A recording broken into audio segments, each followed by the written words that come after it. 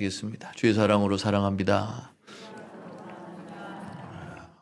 아침에 오셔서 또 김장하시고 저녁에 또 오시고 하루에 2번씩만 교회 오면 좋겠습니다. 그렇죠? 예.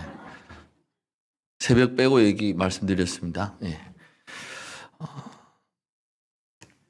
이스라엘이 가나안 땅에 들어갔습니다. 출애굽을 하고 40년간 광야 생활을 지나서 가나안 땅에 들어갔습니다만 철병거를 지닌 블레셋을 무찌르고 곧바로 그 땅을 차지할 수는 없었습니다.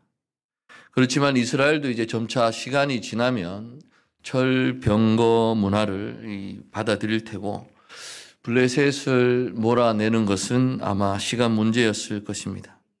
근데 중요한 것은 정말 이스라엘을 어렵게 만든 것이 가나안 땅에 있었던 그 철기가 아니라는 것이었습니다.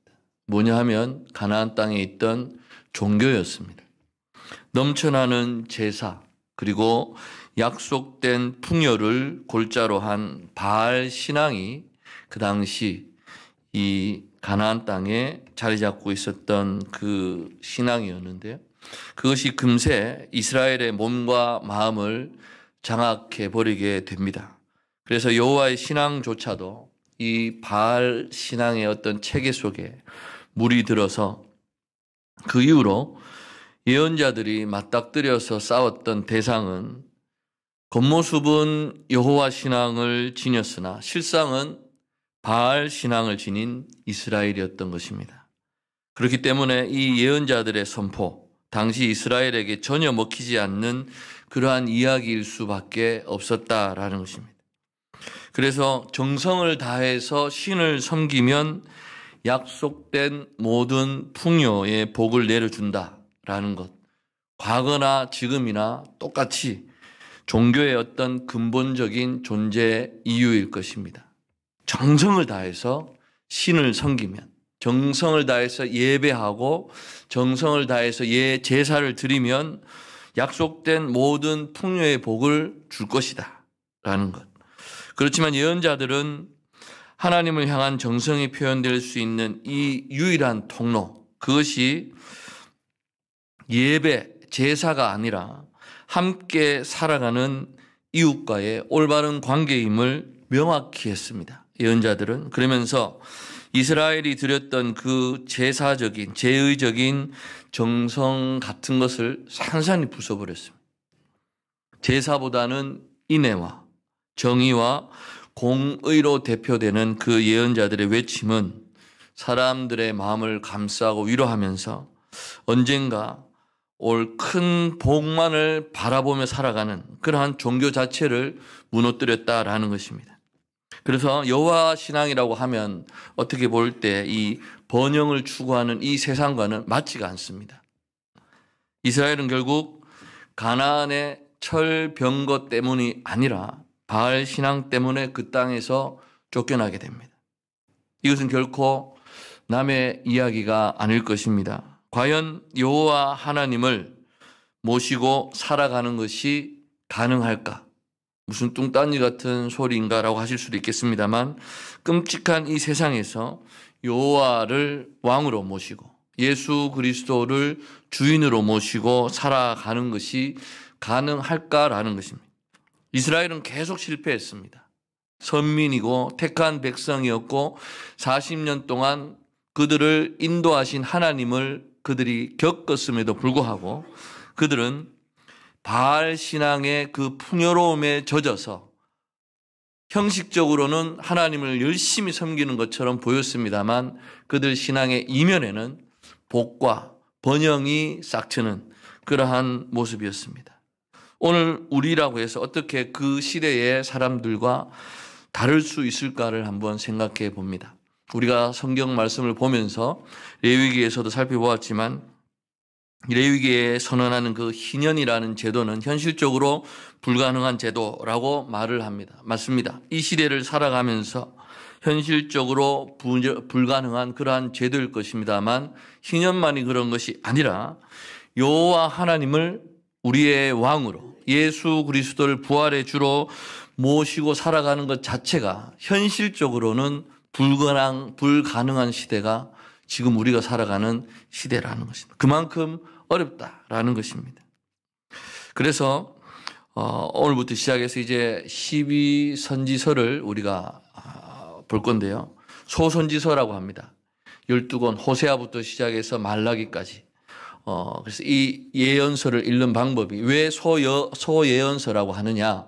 앞에 나오는 이사야, 예레미야, 에스겔, 다니엘과 같은 분량이 큰 긴 선지서가 있지 않습니까? 이제 거기에 이제 비교해서 분량이 작습니다. 전체 12선지서를 다 합치면 67장입니다. 그래서 이 전체를 한 권으로 생각해서 읽어 나가야 된다라고 말씀하시는 분들도 있고요. 또 한 장, 한 성경마다 또 다른 주제들이 있기 때문에 읽어 나가는 것을 말씀하시는 분들도 있습니다. 어찌됐건 오늘부터 이제 우리가 호세아서를 말씀을 묵상하면서 하나님께서 우리에게 주시고자 하는 그 말씀의 뜻이 무엇인가를 우리가 한번 나누면서 하나님의 뜻을 살펴보는 시간이 되었으면 좋겠습니다. 1장 1절에 보시면 우시아와 요담과 아하스와 히스기야가 이어 유다 왕이 된 시대라고 나오고 있습니다. 성경을 많이 보신 분은 요 첫 타이틀만 보고도 어디와 비슷하다라는 것을 떠올리실 수 있을 것입니다. 이 시대는 이사야에 나오는 시대와 동일한 시대입니다.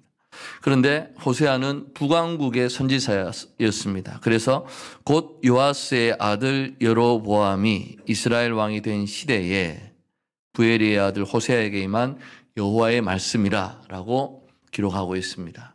선지서에 나오는 기본적인 어떤 제목과 같은 타이틀과 같은 형식, 시대와 그리고 지역과 그리고 보통 부모의 이름을 밝히면서 누구의 아들 아니면 제사장 누구에게 임한 여호와의 말씀이다라고 선지서는 예언서는 보통 시작을 하고 있습니다. 호세아 1장은 우리가 너무나 잘 알고 있는 그 말씀입니다. 호세아 전체의 구조를 우리가 보자면 호세아는 14장입니다. 14장인데 1장부터 3장까지는 호세아의 개인 신상에 관한 내용이 나옵니다. 다시 말해서 결혼과 그 가족에 관한 문제가 나오고요. 4장부터 14장까지는 거기에 대한 내용이 이제 일체 나오지 않는 하나님의 심판과 구원에 대한 메시지가 나옵니다. 그래서 크게 1장에서 3장, 4장에서 14장을 나누어서 읽으면 좋겠다라고 얘기하시는 분도 있고요. 또 4장에서 14장을 두 개로 나눕니다. 4장부터 11장까지 그리고 12장부터 14장까지를 나누어서 보는데 주된 메시지는 그렇습니다. 심판이 있습니다. 심판의 메시지가 있고 그리고 하나님께서 심판으로 끝나는 것이 아니라 구원을 할 것이다 라고 하는 이 심판과 구원의 메시지가 계속해서 반복이 되다가 12장과 14장에 가면은 돌아오라고 하는 회개에 대한 촉구의 메시지가 두 번 들어가 있습니다. 어쨌든 가장 기본적인 호세아서의 메시지의 틀은 하나님께서 하나님의 말씀을 지키고 듣지 않는 이스라엘과 유다를 향한 하나님의 그 심판의 메시지가 선언이 되고요. 그러나 하나님께서 다시 그들을 회복시키시고 구원할 것이다 라는 메시지가 나오고 있습니다. 호세아서가 말하는 구원은 이스라엘이 하나님의 부름을 따라서 이제 회개하기 때문에 오는 그러한 구원이 아닙니다. 다시 말씀드리면 오히려 이스라엘의 어떤 행동과는 전혀 상관없이 하나님의 독자적이고 일방적인 구원 행위라고 볼 수가 있습니다. 그것은 14장 4절에 나오는데요.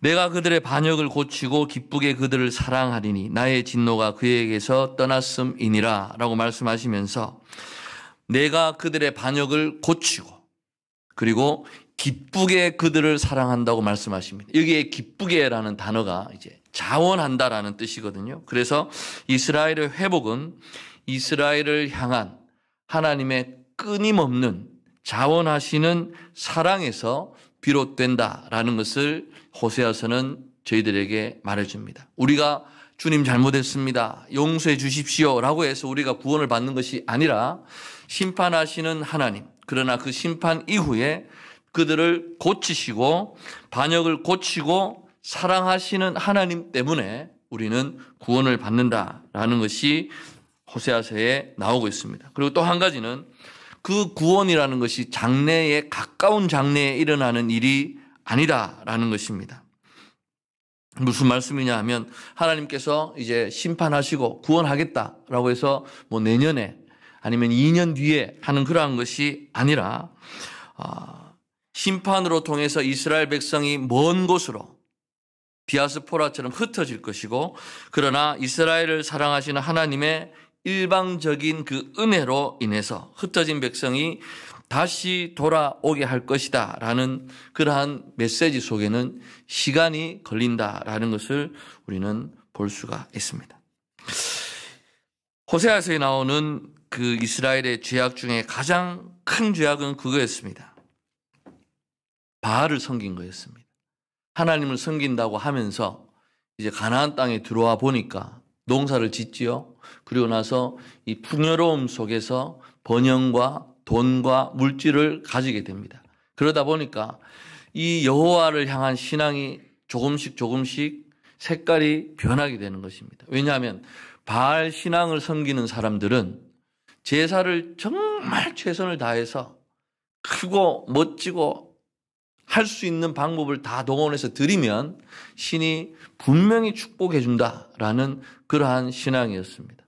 그러면서 누가 복을 받으면 봐라, 제사를 열심히 드리니까, 있는 것 다 해서 드리니까 하나님, 저 신이, 바알 신이 축복해 주는 것이다 라고 했습니다. 그러다 보니까 주님을 섬기는 이스라엘 백성들 안에도 하나님도 그러시지 않을까라는 생각 속에 그들이 이제는 제사가 변하기를 시작하는 것입니다. 그래서 하나님은 제사를 받으실 때 각각을 나누어서 힘에 닿는 대로 드리라고 말씀을 하셨습니다만 서로 간에 경쟁이 일어나기 시작하는 것입니다. 또 한 가지는 바알을 섬긴 것만이 그들의 우상 숭배가 아니라 여호와의 이름을 부르면서 제사를 드린다고 해도 본질이 풍요에 대한 숭배였기 때문에 자신들의 탐욕을 하나도 내려놓지 않는 자기를 위한 제사가 되어버린 그러한 것이었습니다. 그래서 결국 성소를 찾아 무수한 제단을 쌓고 여호와께 예배한다고 해서 그것이 예배가 아니다라고 하는 그러한 것을 호세아서를 읽으면서 우리는 볼 수가 있습니다. 또 한 가지는 본질적으로는 우상 숭배라고 할 수 없지만 이제 열방과 힘에 의지했다라는 것이 우상 숭배로 작용할 수가 있는 것입니다. 땅의 안전은 오직 여호와께로부터 오는 것임에도 불구하고 이스라엘은 강력한 힘과 군대를 의지하며 사모하고 기대했던 것을 볼 수가 있습니다. 그래서 그 힘에서 오는 평안과 풍요를 구했기 때문에 그 깊은 곳에 자리하고 있는 것은 역시 마찬가지로 탐욕인 것입니다. 욕심인 것입니다. 참으로 이 탐욕이 우상 숭배가 된다라는 것입니다. 결국 그러한 죄악들 때문에 이스라엘에 임할 그 심판들이 나옵니다. 호세아서의 특징은 비유가 있습니다. 비유를 통한 단어들이 많이 나옵니다. 그래서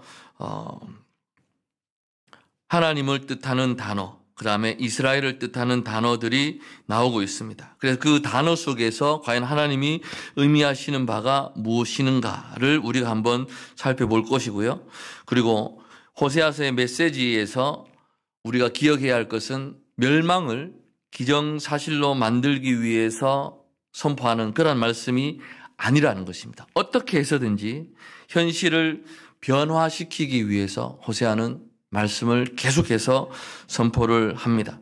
그 이면에는 무엇이 있느냐? 이스라엘을 향한 하나님의 애끓는 마음, 그 사랑이 자리 잡고 있다라는 것입니다. 11장 8절에 하나님은 에브라임을 향한 애끓는 긍휼 가운데서 에브라임이 아니라 하나님 스스로의 마음을 뒤엎으신다고 기록을 하고 있는 것입니다. 그렇지만 심판은 심판이었고 하나님께서 행하실 심판이 사라지는 것은 아니었습니다. 죄를 지었으면 그 죄에 합당한 그러한 심판을 받게 되는 것이 어떻게 보면 하나님의 일하심의 정석이고요. 그리고 나서는 여호와께서 이스라엘 백성을 회복시키는 그러한 모습을 볼 수가 있습니다. 오늘 1장 말씀은 세 부분으로 나눕니다. 1절의 제목을 아까 우리가 읽었습니다. 그리고 2절부터 시작해서 이제 9절까지 결혼에 대한 얘기가 나옵니다. 호세아의 결혼과 그리고 그 출산에 대해서. 2절에서 5절은 이스르엘 첫 아들의 출산입니다. 그리고 6절에서 7절은 이제 둘째 딸을 낳습니다. 로루하마. 그 다음에 마지막에 로암미의 출산이 8절에서 9절에 나오고요. 10절에서 11절은 유다와 이스라엘의 회복 약속에 대해서 말씀을 하고 있습니다. 1장의 주제는 음란입니다. 음란. 우리가 잘 알듯이 호세아의 결혼을 우리가 두고 많은 연구들이 있어 왔습니다. 과연 이 1장에 나오는 이 결혼이 실제로 있었던 결혼인가? 왜냐하면 하나님께서 선지자에게 그것도 자기의 일을 하는 자에게 가서 음란한 여인과 결혼을 하라라고 하니까 과연 이것이 실제로 있었던 일일 것인가를 사람들은 연구 속에서 많이 토론을 해왔습니다. 하지만 중요한 것은 그의 결혼도 그의 자녀들도 모두 이스라엘을 향한 하나님의 마음이고 뜻이었다라는 것을 우리가 기억해야 하는 것입니다. 호세아가 결혼해야 하는 이는 고멜이었는데 그는 음란한 여자였습니다. 구약 성경에 12번 쓰인 음란이란 단어 명사가 호세아에서만 6회나 쓰입니다. 그래서 이 동사가 가장 많이 쓰인 책 물론 에스겔에도 있겠습니다만 호세아서의 중심 주제 음행, 음단. 그런데 이것이 성적인 음란을 가리키는 것이 아님을 우리가 알고 말씀을 읽어야 하는 것입니다. 다시 말해서 에스겔서라든지 호세아서에서 말하는 음행, 음란이 의미하는 핵심은 하나님이 아닌 다른 신들을 향해 우리의 몸과 마음이 끌리는 것, 그것을 말하고 있는 것입니다. 이스라엘은 가나안 땅에 들어간 이래 줄기차게 이방 신들에게 미혹을 당합니다. 그래서 자신들에게 풍요를 가져다 주는 이가 바알을 비롯한 이방 신이라 여겼고 그 다음에 이스라엘보다 강한 나라의 원동력, 힘이 있는 그것이 그들이 섬기는 신이라고 그들이 생각하게 되었습니다. 이것은 결국 뭡니까? 10계명 가운데 1, 2계명을 어긴 것이었습니다. 나 외에 다른 신을 섬기지 말고 달리 말해서 음란이 되는 것입니다. 첫째 아들의 이름이 이스라엘이었습니다. 그 이름의 뜻은 하나님이 뿌리시리라 라는 의미입니다. 그래서 하나님이 뿌리신 것 같은 비옥한 지역이 이스라엘 골짜기였습니다. 바알을 섬기면서 하나님을 거역하던 오므리 왕가의 마지막 왕인 요람이 그의 근거지였을 이 이스라엘에서 예후에게 죽임을 당합니다. 그리고 그의 어머니 이세벨 역시 처참하게 죽고 말았고 아합의 아들 70명이 한꺼번에 죽임을 당하는 일이 열왕기하 9장 10장에 나오고 있습니다. 이것은 이스라엘 농부였던 나봇의 포도원을 아합이 뺏었던 것에 대한 하나님의 심판이기도 한 것입니다. 그런데 예후의 왕가 역시 하나님을 곧 거역하게 됩니다. 그래서 돌이키지 않게 되자 예후 왕가에도 이스라엘에서 일어난 이 피가 임하게 할 것이고 나아가 이스라엘 전체가 북이스라엘 전체가 멸망할 것이라고 선포를 하십니다. 그래서 실제로 예후 왕가의 마지막 왕인 스가랴는 즉위한 지 6개월 만에 암살을 당하고 맙니다. 그렇기 때문에 호세아의 이 첫 아들은 예후 왕가와 이스라엘에 임할 하나님의 심판을 상징한다라고 볼 수 있습니다. 7절에 보시면 내가 유다 족속을 긍휼히 여겨 그들의 하나님 여호와로 구원하겠고 활과 칼이나 전쟁이나 말과 마병으로 구원하지 아니하겠다라고 하십니다. 활은 그 당시에 무기였습니다. 그래서 이 표현은 하나님이 이스라엘의 전투력을 꺾으시는 것을 의미합니다. 심판의 메시지이면서 동시에 어떤 이스라엘의 전투력 때문이 아니라 하나님만이 생명이고 살 길임을 깨닫게 하시는 그것이라는 점을 우리는 확실하게 기억해야 할 것입니다. 둘째 딸 로루하마가 나옵니다. 원래는 루하마인데요. 긍휼이라는 뜻입니다. 그런데 앞에 로, 반대되는 뜻의 그 접두어가 붙어서 로루하마의 뜻은 긍휼이 없다라는 뜻입니다. 북왕국에 임할 심판이 전면적이고 단호할 것임을 상징합니다. 하나님의 심판은 아주 단호하십니다. 그래서 원래 이 긍휼에 해당하는 히브리어 단어는 어머니의 태를 지칭을 합니다. 그래서 긍휼이 없다라는 말은 그 태에서 난 자녀를 향한 어머니의 긍휼이 없다라는 것을 의미합니다. 그만큼 하나님은 이스라엘을 향한 진노 그리고 심판을 돌이키지 않으실 것임을 말씀을 하고 있습니다. 고멜이 낳은 셋째는 아들이었습니다. 이름이 로암미. 암미의 뜻은 내 백성이다. 그런데 로가 붙었기 때문에 로암미의 뜻은 내 백성이 아니다라는 것입니다. 이스라엘을 가리켜서 하나님은 내 백성이라고 늘 불러오셨습니다.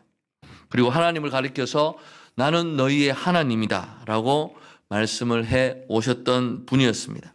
출애굽기 6장 6절에서 7절에 보시면 그러므로 이스라엘 자손에게 말하기를 나는 여호와라 내가 애굽 사람의 무거운 짐 밑에서 너희를 빼내며 그들의 노역에서 너희를 건지며 편팔과 여러 큰 심판들로서 너희를 속량하여 너희를 내 백성으로 삼고 나는 너희의 하나님이 되리니 나는 애굽 사람의 무거운 짐 밑에서 너희를 빼낸 너희의 하나님 여호와인 줄 너희가 알지라 라고 말씀하십니다. 하나님이 이스라엘을 가리켜 내 백성이라고 부르시는 이 부분이 구약성경에 158번 나옵니다. 158번 나오는 중에서 107군데가 예언서에 나옵니다. 그 말의 뜻은 예언자들이 그만큼 하나님의 마음으로 하나님을 떠난 이스라엘을 찾고 부르고 있음을 짐작할 수가 있는 것입니다. 구약 전체에 흐르는 그 메시지 가운데 기본이 너희는 나의 백성이고 나는 너희의 하나님이다 라는 것이었는데 이스라엘이 하나님의 백성이 아니고 하나님은 그들의 하나님이 아니라고 9절 말씀에서 선언을 하고 있는 것입니다. 그렇기 때문에 결국 이것은 하나님과의 언약 관계, 하나님 나라의 백성으로서의 존재가 완전히 깨어졌음을 선포하는 것입니다. 호세아와 고멜 그리고 이 세 자녀 이스라엘, 로루하마, 로암미는 북왕국에 임할 재앙이 단순하거나 어떤 일시적인 그러한 재앙이 아니라 근본적인 재앙임을 말씀해 주고 있습니다. 그래서 호세아서 1장에 가타부타 어떻게 변하였다라는 것을 말씀하지는 않습니다만 호세아는 그의 삶을 통해서 말을 하고 있습니다.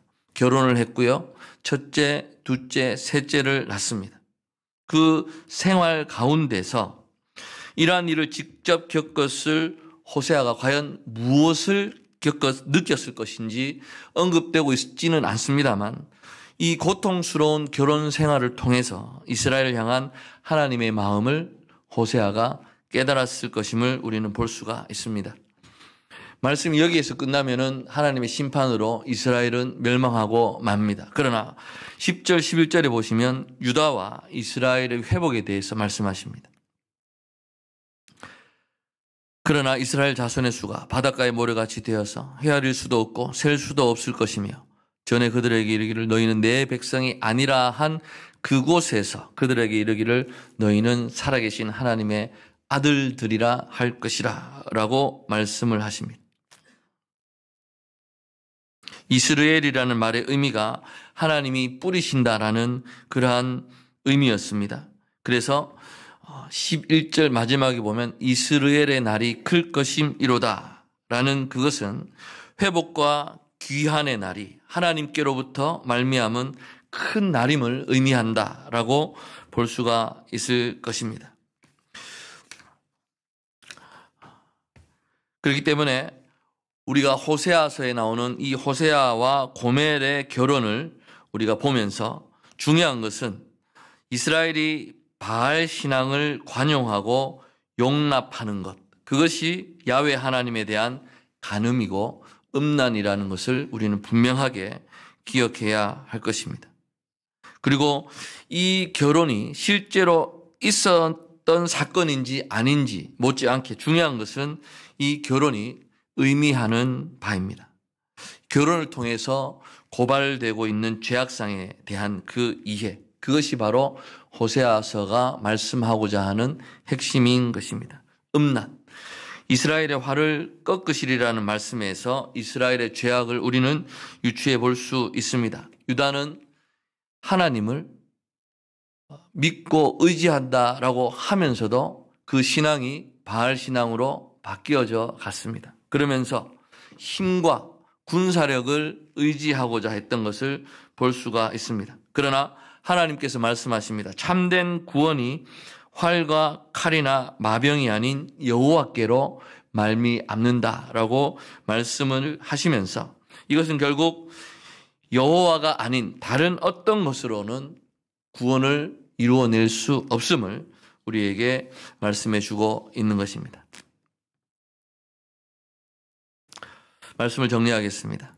호세아서는 주전 8세기 후반 북이스라엘의 어떤 정치나 외교, 군사 그리고 국민들의 일반적인 생활상을 배경으로 해서 예언자 호세아를 통해 선포하신 말씀을 담고 있습니다.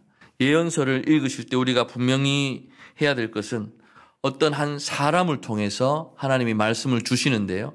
그 시대의 배경과 특정한 상황에 따라서 우리에게 말씀을 주시기 때문에 21세기를 살아가는 지금 우리가 그 말씀을 읽기 위해서는 그 당시 상황이 어떠했는지를 잘 보아야 할 것입니다. 이스라엘을 향한 심판 말씀이 압도적인 분량을 차지하는 것은 사실입니다. 그러나 호세아서는 심판의 목적이 있기보다는 죄악이 무엇인지를 일단은 드러내면서 고발을 합니다. 그리고 그것을 통한 회개를 촉구하고 있습니다. 그리고 이미 멸망해버린 북왕국 이스라엘을 기반으로 한 말씀을 이렇게 수집을 합니다.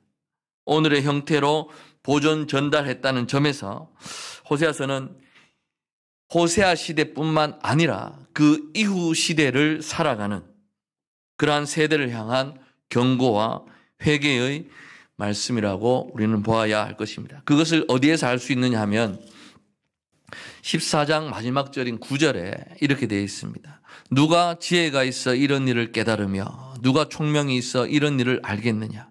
여호와의 도는 정직하니 의인은 그 길로 다니거니와 그러나 죄인은 그 길에 걸려 넘어지리라. 마치 어떤 그 잠언의 말씀처럼 한 시대만을 한 상황에만을 집중해서 하는 말씀이 아니라 이 말씀을 통해서 여호와의 길을 걸어가는 의인의 삶, 그리스도인의 삶이 어떠해야 하는가를 이제 후대 세대들과 독자들에게 말씀을 하면서 우리를 하나님 앞으로 초대하고 있는 것입니다. 호세아서의 주제, 심판과 구원 가운데 여호와께로 돌아오라입니다. 그가 고치시며 그가 열매를 맺어서 풍성케 하실 것인데 지금 우리를 향하신 하나님의 말씀으로 우리가 받으면서 과연 우리는 하나님 앞에 음란의 죄를 범하고 있지 않는가를 생각해 보아야 할 것입니다. 하나님을 믿는다고 하면서 내가 받은 직분에 충성을 다한다라고 하면서 과연 나의 이 마음속 깊은 곳에는 나의 탐심이나 나의 욕심이 자리하고 있지는 않는지, 하나님이 아닌 돈과 명예와 권력과 다른 어떤 힘을 의지하고 있지는 않는지 우리가 말씀에 비추어 한번 생각해보는 귀한 시간이 되셨으면 좋겠습니다. 말씀 가운데 함께 하신 하나님의 은혜가 늘 저와 여러분에게 함께 하시기를 간절히 소망합니다. 기도하겠습니다.